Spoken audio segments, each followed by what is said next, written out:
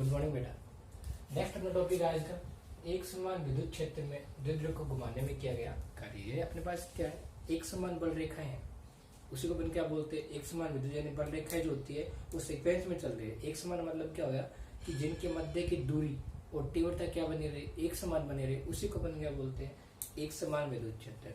और इस ऐसे विद्युत क्षेत्र में क्या रखा हुआ है, अपने द्विध्रुव रखा है। द्विध्रुव क्या होता है कि समान में परिमाण में समान और विभिन्न प्रकृति के आवेश जब अति अल्प दूरी पर रखे हुए हों तो आवेशों का युग्म क्या कहलाता है, द्विध्रुव कहलाता है। ठीक है ना। तो अपने वो द्विध्रुव रखा हुआ, इस द्विध्रुव घुमाना है बेटा। दो कंडीशन देखो, ये द्विध्रुव है, एक प्लस की आवेश एक माइनस की आवेश और दोनों के बीच की दूरी क्या है, 2a। जो 2a पर मानते हो दूरी 2a, तो ये क्या बन गया, आपका द्विध्रुव बन गया। ये द्विध्रुव पहले कहाँ रखा हुआ था, इस पोजीशन में रखा हुआ था, यानी ये विद्युत क्षेत्र रेखाएं जा रही है। और ध्यान से देखो, एक बार के लिए इस वाले पार्ट को भूल जाओ, ये देखो इतना इतना, ये वाला पार्ट देखिए आप। तो इस विद्युत क्षेत्र रेखा के साथ ये द्विध्रुव कितना कोण बना रहा है, θ1 कोण बना रहा है। यानी यहाँ पे पहले जो है ये द्विध्रुव है विद्युत क्षेत्र रेखा के साथ θ1 कोण पे झुका हुआ था। और जैसे ही अपने इसको घुमा दिया तो इस वाले पोजीशन से कहाँ पे ले आए इसको, इस वाले पोजीशन पे लेके आ गए। तो अब देखो ये लाइन कितना कोण बना रही है, बड़े वाला कोण बना रही है, इसका मान कितना है, θ2। यानी द्विध्रुव को अपन ने कहाँ घुमा दिया, θ1 से θ2 तक घुमा दिया। यानी अपनी अपर लिमिट हो गई θ2 और लोअर लिमिट कितना हो गया पे θ1। आपकी क्या हो चुकी है बेटा, लोअर लिमिट हो चुकी। क्लियर हुई मेरी बात। तो फिर से घुमा लो। आप जानते हो कि कोई भी चीज को अपन घुमाते हैं तो घुमाने के लिए जो बल लगता है उसको अपन क्या बोलते हैं, बल आघूर्ण बोलते हैं। किसी भी चीज को घुमाने के लिए जो बल लगता है उस बल को अपन क्या बोलते हैं, बल आघूर्ण बोलते हैं। चैप्टर नंबर 1 के अंदर आपको मैंने पढ़ाया था कि द्विध्रुव के कारण उत्पन्न बल तथा बल आघूर्ण। बल का मान कितना हो चुका था, 0 हो चुका था। और बल आघूर्ण का मान कितना है था, आपको याद हो तो द्विध्रुव के कारण जो बल आघूर्ण होता है उसको किससे रिप्रेजेंट करते हैं, टो से रिप्रेजेंट करते हैं बल आघूर्ण को। बल आघूर्ण, बल आघूर्ण को अपन प्रदर्शित करते हैं टो से। इसका मान कितना था बेटा, PE sin थीटा। यदि आपको याद हो तो ये किसका मान है, बल आघूर्ण का मान है द्विध्रुव के कारण। इक्वेशन नंबर बोल देते हैं अपन तो क्या पढ़ रहे हैं, पढ़ रहे हैं कि जब इस द्विध्रुव को इस विद्युत क्षेत्र के अंदर अपन θ1 से θ2 तक घुमाएंगे तो अपने कार्य क्या करना पड़ेगा। कार्य फॉर्मूला क्या होता है, कार्य से बात है W से लिखते हैं अपन। इसका फॉर्मूला क्या होता है, बल गुणा विस्थापन। यानी बल कोई भी विस्थापन लेते हो आप x, यदि आपने dx विस्थापन करवाया है किसी कारण को तो आप क्या लेते हो, dw लेते हो और विस्थापन क्या बन जाएगा आपका, dx बन जाएगा। लेकिन बल गुणा विस्थापन क्या होता है, आपका कार्य होता है। तो सेम ऐसा इसमें भी करना पड़ेगा। अपन देखो स्टार्टिंग मैंने बोला कि θ1 से θ2 तक घुमाया है तो आपने वास्तव में कितना विस्थापित करवाया है। यदि आप मैं बोलूं आपने विस्थापन कितना करवाया, आपने विस्थापन करवाया बेटा θ2 बड़ा वाला पार्ट में से छोटे वाला पार्ट क्या कर दिया, आपने माइनस कर दिया। यानी आपने इतना विस्थापन करवाया है इसको, और इस विस्थापन आपने कितना मान लिया, dθ मान लिया। यानी विस्थापन वास्तव में कितना कराया आपने, θ2 माइनस θ1। इस बड़े वाले पार्ट में ये वाला पार्ट आपने करा लिया, इतना आपने विस्थापित करवा दिया इसको। क्लियर हो मेरी बात। इसको आपने कितना मान लिया, dθ मान लिया, सॉरी ठीक है। यदि आपने कार्य कितना किया है, dθ किया है, सॉरी विस्थापन कितना किया आपने, dθ किया, कार्य का मान कितना होगा, dw होगा। तो कार्य किया गया, कार्य किया गया कार्य, इसका मान क्या होगा बेटा, सिंबल सा है dw बराबर। इस पहले क्या आता है बल, लेकिन अपन जानते हैं किसी को घुमाने के लिए बल नहीं लगता, क्या लगता है बल आघूर्ण। अब वो क्या होता है आपका 2 गुणा में क्या होता है विस्थापन। विस्थापन कितना है, कोणीय विस्थापन है। घूमते तो कोण चेंज होता है ना, तो विस्थापन कौन सा होगा, कोणीय विस्थापन। इसको अपन क्या बोलते हैं, कोणीय विस्थापन बोलते हैं। कोणीय विस्थापन, एंगुलर डिस्प्लेसमेंट। तो dθ कुछ नहीं करना। क्वेश्चन नंबर 2 तो अपन क्या करेंगे, क्वेश्चन नंबर 1 से पहले क्वेश्चन पुट करेंगे, 2 में पुट करेंगे। पहले क्या बनेगी, dw बराबर टो का मान कितना दिया बेटा, टो का मान दिया हुआ है। चलो उससे पहले टो का मान रखे, इससे पहले अपन क्या लिखते हैं, ये क्या है dθ विस्थापन के कार्य कितना किया अपन ने, टो dθ किया है। अपन ने कुल कार्य निकालते हैं तो लिमिट क्या लगाएंगे, दोनों तरफ समाकलन करने पर समीकरण 2 का तो क्या लिखेंगे, इसको लिखेंगे बेटा अपन dw बराबर टो dθ। लिमिट लगा रहे, जब स्टार्टिंग में इसको अपने घुमाया ही नहीं था तो वर्क कितना किया अपन ने, जब कोई विस्थापन ही नहीं करवाएंगे तो कार्य कितना होगा, 0 होगा। और जब पूरा विस्थापन करवा देंगे तो कार्य कितना होगा, कंप्लीट हो जाएगा, कंप्लीट अपना वर्क हो जाएगा। तो उसको अपन क्या बोलते हैं, W बोलते हैं। ठीक है, स्टार्टिंग में कहा था ये θ1 पे था तो लोअर लिमिट कितनी हो गई, θ1 और विस्थापित कहाँ तक करवा दिया अपने, थीटा 2 तक करवा दिया। तो अपर लिमिट कितनी हो गई, थीटा 2, यानी लोअर लिमिट हो गई थीटा, चले कहाँ से थीटा 1 से पहुंचे कहाँ पे, थीटा 2 तक। Lower limit theta 1, upper limit कितना है, थीटा। तो इसका स्मगलन कितना आएगा, आपको सिखाया मैंने, स्मगलन कितना है इसका, W आएगा। और लिमिट पुट कर दो, W माइनस 0 क्या बनेगा, W ही बन जाएगा, इसमें तो कोई चेंज करना है नहीं। थीटा 1 थीटा 2, अपन क्या करने वाले, इस बार टो का मान समीकरण, ये दो ही दो है, इसके अंदर मान एक से रखें, तो टो का मान कितना है, P sin थीटा। तो वैल्यू पुट करो बेटा, P sin थीटा और D थीटा। अब देखो स्मगलिंग किसका कर रहे हो आप, स्मगलिंग आप कर रहे हो थीटा का। तो थीटा का पद कौन सा है, साइन वाला है। तो PE क्या चीज आ गई, PE तो कांस्टेंट आ गया, इसको अपन स्मगलिंग से बाहर निकाल लेंगे। तो अपनी नेक्स्ट वैल्यू क्या बनेगी बेटा, अपनी नेक्स्ट वैल्यू बनेगी, इसको एक बार के लिए सुविधा लिख लेते हैं। अपने नेक्स्ट वैल्यू बनेगी, इसको आगे लिख रहा हूं बेटा, PE आ गया बाहर आपका। तो W बराबर PE आ चुका है बाहर, लिमिट थीटा 1 से थीटा 2 और साइन थीटा D थीटा, ठीक है। साइन थीटा का स्मगलिंग क्या होता है, माइनस का कोस थीटा होता है, सिखाया हुआ मैंने, लिखाया हुआ आप सबको। तो क्या बनेगा, W बराबर PE का PE और स्मगलिंग बन जाएगा इसका माइनस का कोस थीटा और लिमिट लगे थीटा 1 से थीटा 2। अब अपन लिमिट पुट करते हैं, कैसे करते हैं बेटा, अपर लिमिट माइनस क्या होता है, लोअर लिमिट होता है। तो क्या लिखोगे, W बराबर PE का तो PE आ जाएगा, ब्रैकेट अपर लिमिट क्या है, जहाँ पे थीटा वहां क्या आएगा, थीटा 2, तो क्या लिखेंगे, माइनस का कोस थीटा 2, फिर माइनस का साइन आएगा, माइनस आता है, फिर क्या होता है, लोअर लिमिट। अब देखो माइनस का साइन तो एक तो ये और एक लिमिट वाला माइनस आ जाएगा, तो माइनस माइनस क्या बन जाएगा, प्लस बन जाएगा ना। तो क्या आएगा, प्लस का साइन और कोस, लोअर लिमिट कितनी है, थीटा, ब्रैकेट बंद। अब देखो अपन क्या करते हैं, इसको तो अच्छे से लिख लेते हैं, प्लस वाला इधर कर देते हैं, माइनस वाला उधर कर देते हैं। तो क्या बनेगा, W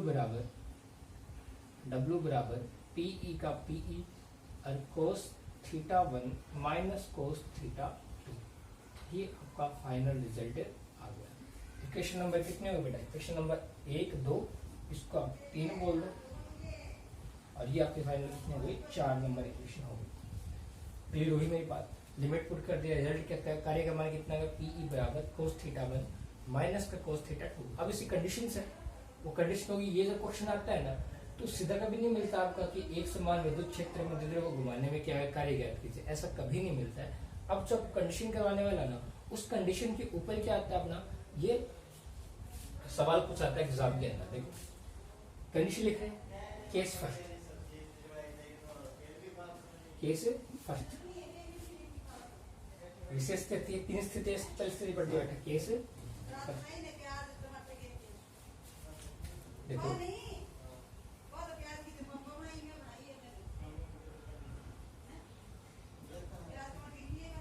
केस फर्स्ट हो गया बेटा, ठीक है।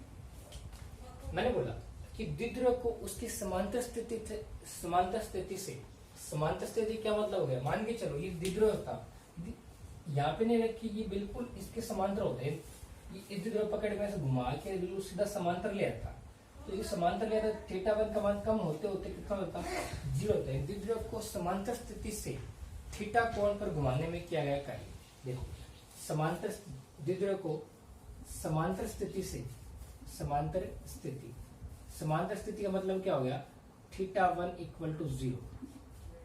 समांतर स्थिति से थीटा कोण पर, समांतर स्थिति से थीटा 2 बराबर कितना होगा, थीटा कोण पर घुमाने में किया गया, कोण पर घुमाने में किया गया कार्य। यानी ये जो भूमि बिल्कुल इसके लाइन के समांतर आ जाता, तो थीटा 1 का मान घटते घटते कितना होता, 0 हो जाता।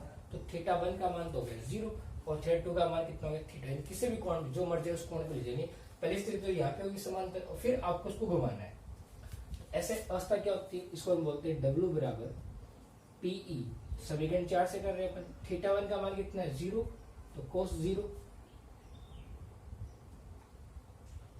0 माइनस थीटा 2 का मान कितना है, थीटा।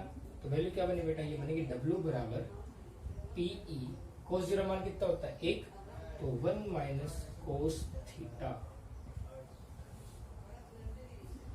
इससे अपन बोलते हैं द्विध्रुव की स्थायी अवस्था। क्या बोलते हैं बेटा इसको? द्विध्रुव की स्थायी अवस्था। द्विध्रुव की स्थायी अवस्था। क्वेश्चन ऐसे आता है कि द्विध्रुव को उसी स्थायी अवस्था से घुमाने में क्या कार्य करती है।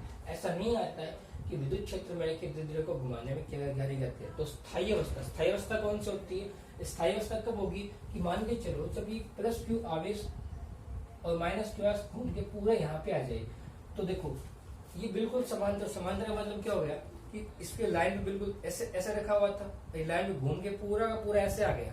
तो प्लस क्यू आवेश विद्युत क्षेत्र की दिशा में और माइनस क्यू आवेश उसकी विपरीत दिशा में, तो दोनों में क्या लग रहा है? बराबर का बल लग रहा है। तो अब इसके मूवमेंट नहीं होगी। इस कौन सी अवस्था होगी? इसकी स्थायी अवस्था। तो ये क्वेश्चन आता है कि द्विध्रुव को स्थायी अवस्था से घुमाने में किया गया कार्य याद कीजिए।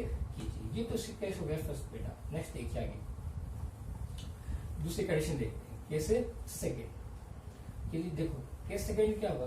द्विध्रुव को उसके समांतर स्थिति से सीधी बात है, कौन सा? θ1 बराबर 0। उसकी लंबवत स्थिति मतलब क्या हो गया? लंबवत स्थिति मतलब हो गया θ2 का मान कितना हो गया? 90 डिग्री। देखो केस सेकेंड,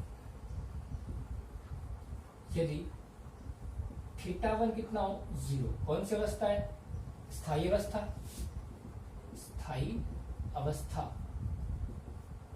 क्वेश्चन नंबर 4 हो गया बेटा, इसको आप 5 बोल देना। 0 θ1 0 से लंबवत स्थिति दैट मीन्स क्या होगा बेटा? θ2 बराबर 90 डिग्री तक घुमाने में कार्य ऐसा करें तो क्या बनेगा? सिंपल सी बात है बेटा, इसकी वैल्यू बनेगी आपकी समीकरण 5 से देखो तो बन जाते समान स्थिति cos 0 मान तो कितना आने वाला है? 1 ही आने वाला है। तो क्या बचा? समीकरण 5 से यूज कर लेते हैं। W बराबर PE का PE, इसका मान तो 1 हो ही गया, और cos 90 का मान कितना होता है? 0।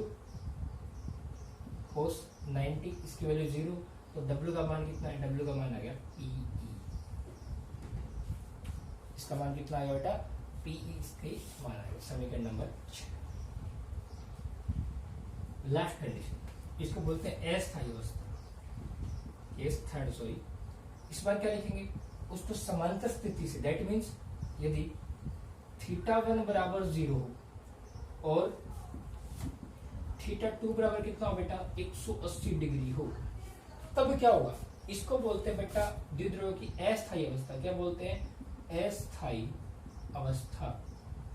ये कहलाती है द्विध्रुव की अस्थायी अवस्था कहलाती है। तो वैल्यू क्या बनी? इसकी वैल्यू बनेगा W बराबर समीकरण 5 का यूज करते हैं। PE का तो P, cos 0 का मान कितना बनेगा? 1 माइनस cos 180 डिग्री, और cos 180 का मान कितना होता है? माइनस का 1 होता है। क्या होता है? माइनस का 1। W का मान बनेगा बेटा PE बराबर 1 माइनस का 1 ब्रैकेट पर। तो इसकी वैल्यू क्या बनी?